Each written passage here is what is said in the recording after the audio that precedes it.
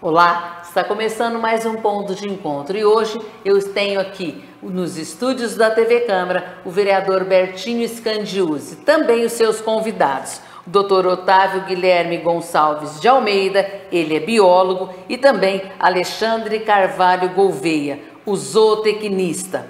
Ele que vem falar um pouquinho mais sobre a alimentação dos seus animais, seus pesos, enfim, todo esse trabalho de recolhimento de animais também em Ribeirão Preto. Falarmos um pouquinho do Bosque Municipal de Ribeirão Preto e ninguém melhor do que eles para falar com a gente. Mas eu começo com o vereador Bertinho. Bertinho, muito obrigado por mais uma vez fazer parte do nosso ponto de encontro, viu? Eu agradeço, Jane, agradeço essa oportunidade, quero agradecer todos os funcionários aqui da TV Câmara pela atenção que tem dado aos nossos convidados. Agradecer o Alexandre, agradecer o Dr. Otávio. Se você me permite, o Alexandre já é conhecido antigo há mais de 28 anos, né, Alexandre? Sim, 28. Que ele trabalha como o alimentador, o cuidado com os nossos bichinhos lá do Bosque Municipal. E o Dr. Otávio, eu tive a satisfação de ter uma grande notícia, que ele prestou concurso na área dele. Ele é um pesquisador, prestou um concurso aprovado em várias cidades, em vários locais do Brasil, e escolheu para trabalhar em Ribeirão Preto. E eu tenho certeza que Ribeirão Preto ganhou muito com isso. Eu vi na visita que fizemos o conhecimento que ele tem, juntamente com o Alexandre, o cuidado que eles têm com os nossos bichinhos lá. Eu vi que eles têm o capricho de ver o peso do animal, o tamanho do animal. Eles têm uma tabela.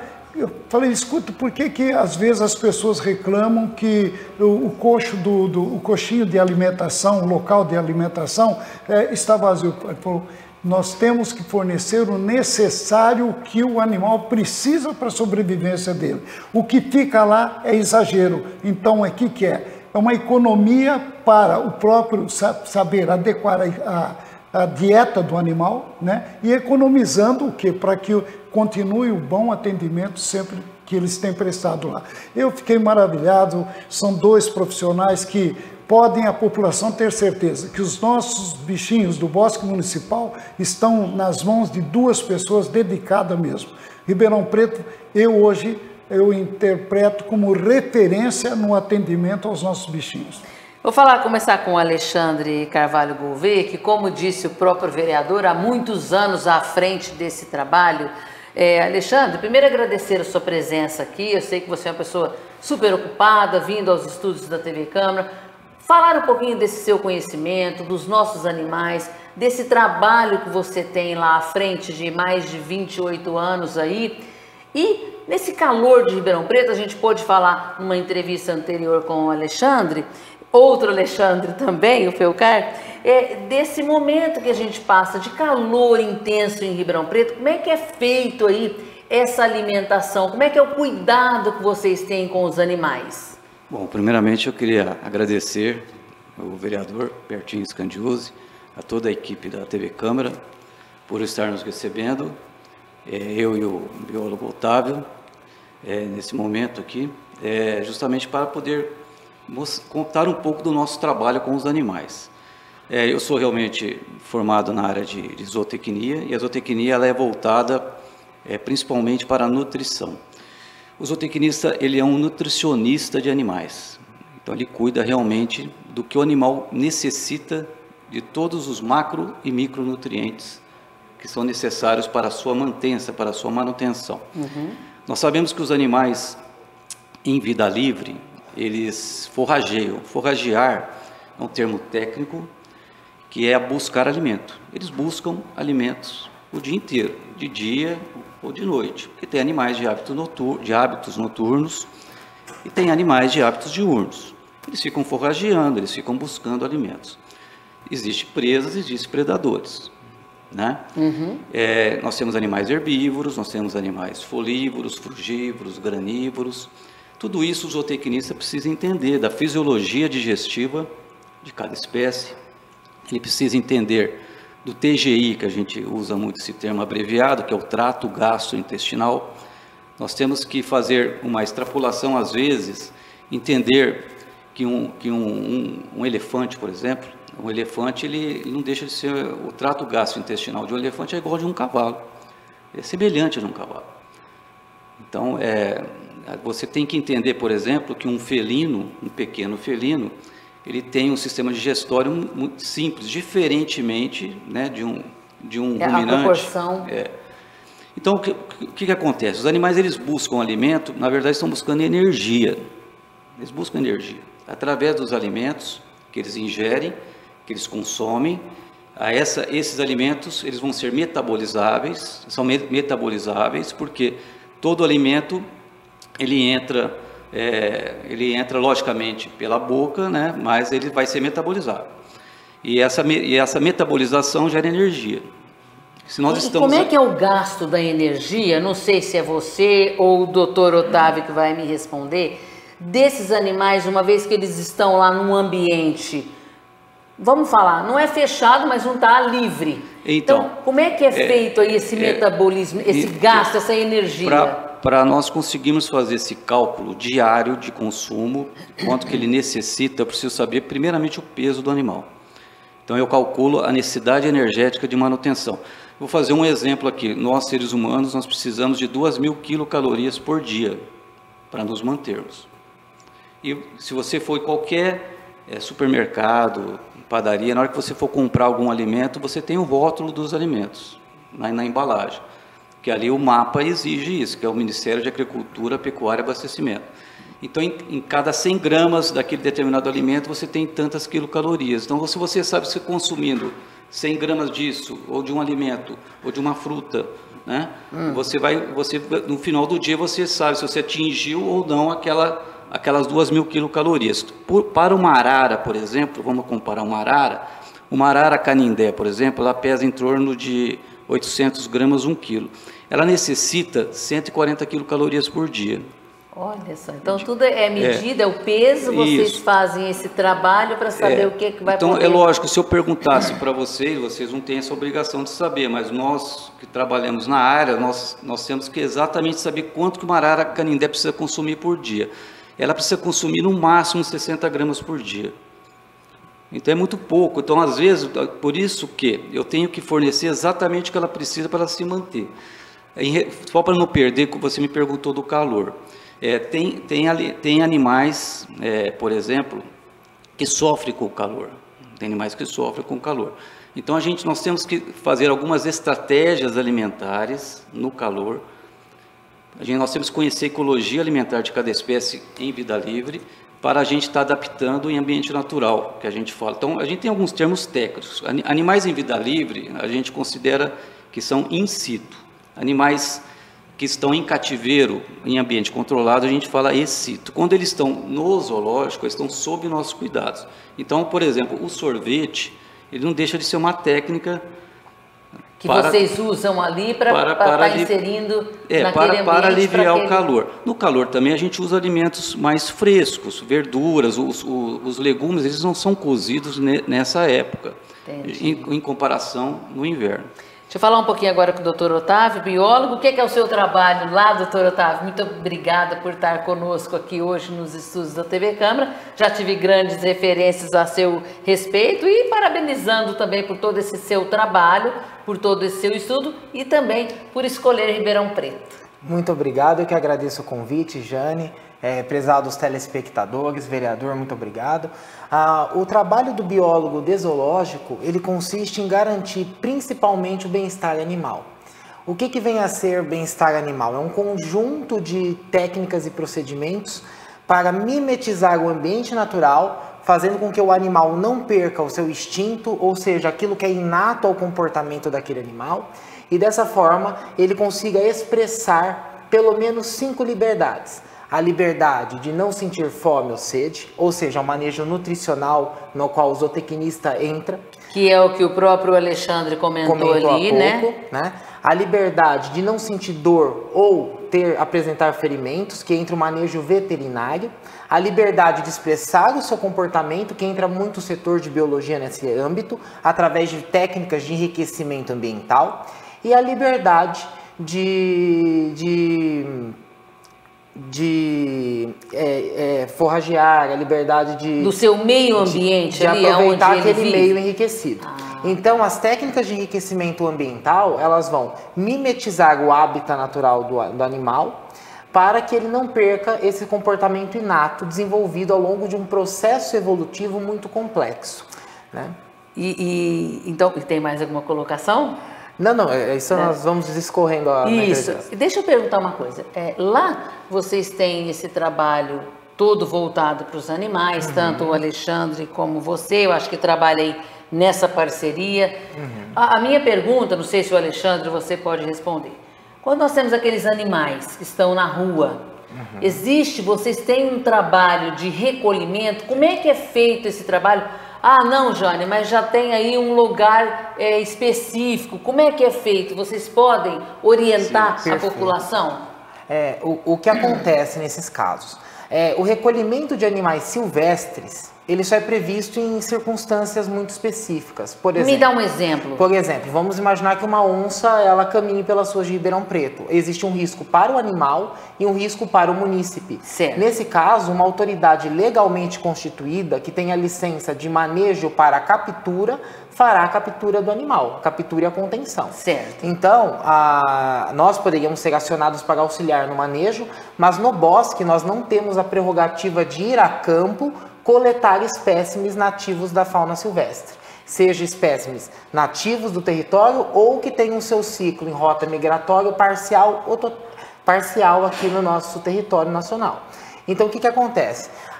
O bosque ele recebe dessas autoridades. Daí entra a atividade de cetras, que está só um minutinho, sim, claro. Peraí. Vocês não recolhem, mas vocês acolhem. Acolhemos, através da atividade de cetras. Recolheu um órgão, aí vai lá para o bosque municipal para vocês darem esse suporte, é isso? Exatamente. E a atividade de cetras, né? O que é um cetras? É um centro de triagem e reabilitação de animais silvestres, né? No qual o responsável técnico pelo empreendimento é o zootecnista Alexandre Gouveia. E o cetras, ele é a entrada. Ocorre a triagem, a marcação do animal, a avaliação biológica pelo grupo de biólogos e pelo corpo de veterinários a avaliação clínica e pelo corpo de zootecnia a avaliação nutricional. Esse animal ele pode ser destinado para soltura imediata na natureza, se ele não apresentar nenhum problema clínico ou comportamental que inviabilize essa soltura, ou ele pode passar por tratamento de reabilitação, que é o manejo veterinário, nutricional e biológico, e dependendo do diagnóstico interdisciplinar, esse animal ele pode ir para cativeiro, daí entra a atuação do zoológico, pelo qual eu respondo como responsável técnico, que o zoológico é a parada final. Agora, em casos felizes, nós conseguimos fazer a soltura do animal numa área de soltura e monitoramento, né? Então, o zoológico, como parada final, isso que eu gostaria que as pessoas compreendessem, não é um local de mera exibição dos animais, mas é um refúgio para animais que têm uma condição inviabilizada de retornarem às condições, como muito bem colocou o nosso responsável técnico, in situ, né? As condições do ambiente natural. Então, deixa eu perguntar agora pro vereador Bertinho Scandiuzzi e, desculpa a minha ignorância, não é um local de exibição, mas é um local onde nós temos, que é o Bosque Municipal de Ribeirão Preto, onde as pessoas podem ir lá para passear, para conhecer alguns animais que eles não teriam essa outra oportunidade. Então, o senhor acha, vereador, que é possível nós termos aí toda essa estrutura, como o senhor foi lá fiscalizar, como os ambientes estão mudando, como disse numa entrevista atrás, e aí o próprio Alexandre pode falar para nós. É possível nós termos, uma vez que não é de exibição, mas que a gente tenha pelo menos para o contato das pessoas conhecerem esses animais? Sem dúvida, o contato que a pessoa, principalmente as nossas crianças, eles têm que crescer em saber o que é a nossa fauna. E a fauna é importante na vida de cada um. Cada ser tem a sua importância na sobrevivência dela. Eu acho o seguinte, que a pessoa, principalmente a criança, já de pequeno, crescer conhecendo o que é um animal de determinada espécie, o que é aquela ave, por que aquela ave é colorida e a outra não. Quer dizer, isso é importante, é uma chamada para a formação do ser humano, sabe? Então, eu vejo que esse trabalho que eles fazem e que o Bosque Municipal oferece aos seus visitantes, é importante da pessoa se integrar ao meio da fauna, porque se você saber que o mundo existe, o ser humano existe, a fauna animal, e cada um tem a sua importância, há necessidade de um conhecimento. Então, um determinado, por exemplo, quando que uma criança aqui em Ribeirão Preto, um jovem aqui em Ribeirão Preto, ia conhecer um elefante próximo? Quer dizer, se não tivesse o nosso bosque municipal, essa criança, essa pessoa jamais ia conhecer. E outros animais. Então eu vejo que realmente você também privar o animal numa jaula, num local que não é adequado para a sobrevida dele, também eu vejo que não seria importante. Por isso que eu acho que receber animais que o habitat dele não é aquele que não vai receber dentro do bosque municipal, não é o ideal. Vamos mostrar algumas fotos, vereador? Nessa foto que eu vou mostrar agora, para que os nossos telespectadores conheçam um pouquinho. Porque quando a gente fala de privar o animal, de deixar ele numa jaula, mas tem todo um trabalho, e o Alexandre vai falar melhor do que eu, de cuidado com esse animal, porque às vezes ele, no seu ambiente livre, onde ele não está mais hoje habituado, ele viveu uma vida inteira no cativeiro, só mostrando a anterior, há uma alimentação muito balanceada aí, não é, Alexandre? Eu queria que você falasse pra gente. Esse cuidado que vocês têm, né? Não, exatamente. Essas bandejas, por exemplo, que tá sendo mostradas, é alimentação para piscitacídeos. Piscitacídeos, na verdade, são as araras, papagaios, maritacas, periquitos, são aquelas aves de bico curvo que elas usam para quebrar sementes. Então, por isso que é importante esse seu trabalho. Olha só, você sabe exatamente já são sorvetes, qual, né? São sorvetes que nós utilizamos também na época do calor. Então, na verdade, são alimentos, são frutas que foram congeladas. Tem até gelinhos ali que nós fazemos, aqueles copinhos são para os primatas. Isso aí é uma técnica também de enriquecimento ambiental e enriquecimento alimentar, porque como eles estão dentro de um recinto, eles gastam, na verdade, muito menos energia se eles estivessem soltos, se tivessem vida livre. Que foi a pergunta que eu fiz, como é que eles gastam essa energia? Olha lá, bonito, né? Olha isso. Então eu também tenho que controlar esse balanço energético, para que ele não fique de uma maneira sempre positiva, senão ele sempre vai ganhar mais peso. Né? Sobrepeso. Eu tenho que fazer esse controle. Então eu controlo o ingesta dele através do resto ingesta. O que volta, na verdade, eu calculo exatamente quanto que ele está consumindo, quantos quilos calorias ele está ingerindo. Esse é um cervo catingueiro, por isso que eu falei da fisiologia digestiva de cada animal, porque ele é um ruminante. Então tem vários... A gente pôde ver ali que você estava colocando ali são várias, uma alimentação adequada. Eu preciso entender da fisiologia digestiva para me poder formular, e é o grande desafio, porque nós recebemos, o Bosque recebe, como centro de triagem de animais silvestres também, desde um beija-flor até uma onça-parda. Então você vê que são tamanhos diferentes e também em estados fisiológicos diferentes. Então, por exemplo, desde um filhote até um adulto. Olha lá, qual que é esse aí? Esse é um ruminante, são lhamas que também são ruminantes. Ruminantes são poligástricos, é diferente dos monogástricos. Ele tem um rumen. Temos bastantes animais ali diversos, né? Ali são alfafas que estão sendo fornecidos para as lhamas. Há exemplo também do elefante. O elefante ele não é um poligástrico, como eu disse. Ele é um monogástrico, só que ele tem uma fermentação pós-gástrica porque ele é igual a um cavalo. Então o seco e o cólon dele é desenvolvido. Então é interessante isso. Eu até falei antes para o vereador, porque tanto o elefante, quanto esses animais ruminantes, eles têm muitas bactérias e protozoários nessa câmara fermentativa. Então, na verdade, a gente oferece capim, feno e alfafa para o elefante. Mas quem digere tudo isso não é o elefante. Quem digere todo esse volumoso, que é mais de 100 quilos por dia. Mais de 100 quilos? 100 quilos eu até agradeço o Felcar, que quando ele assumiu lá a divisão, ele realmente... Pôde fazer esse mapeamento. Ele exigiu o custo de cada espécie. Hoje um elefante ele custa R$ 126 por dia. Olha só, então peraí, vamos só fazer uma conta. R$ 126 por dia o elefante, quer dizer, a princípio falou-se muito que era muito caro manter um elefante. Ou eu estou errada, me corrige.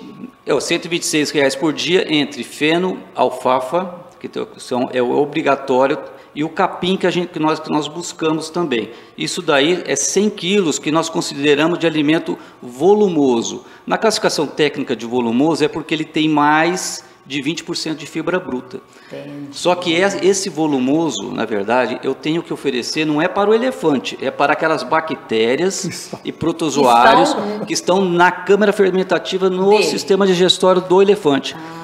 E essas bactérias, por incrível que pareça, a bactéria é fonte proteica. Então, ele é um mega herbívoro, mas olha o tamanho de um elefante.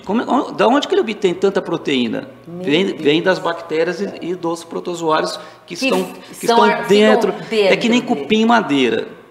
O parasita, não pode comparar. O cupim madeira, quem digere a madeira não é o cupim, são exatamente simbiose, né?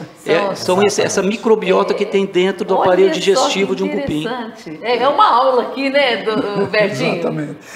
Você não faz ideia, ontem andando com essas duas autoridades, eu gostaria que o Alexandre falasse aquilo que ele comentou comigo, quando uma pessoa tem um papagaio, uma maritaca em casa, que hoje a gente sabe que não é permitido, o IBAMA regula muito bem isso. Só quando tem a licença, né? Mas tem pessoas que têm. E alimento, eu, por exemplo, vejo falar que eles compram semente de girassol. E o Alexandre e o doutor estavam me orientando ontem, que não somente eles comem muito girassol, mas não produz a energia que eles precisam. Está entendendo?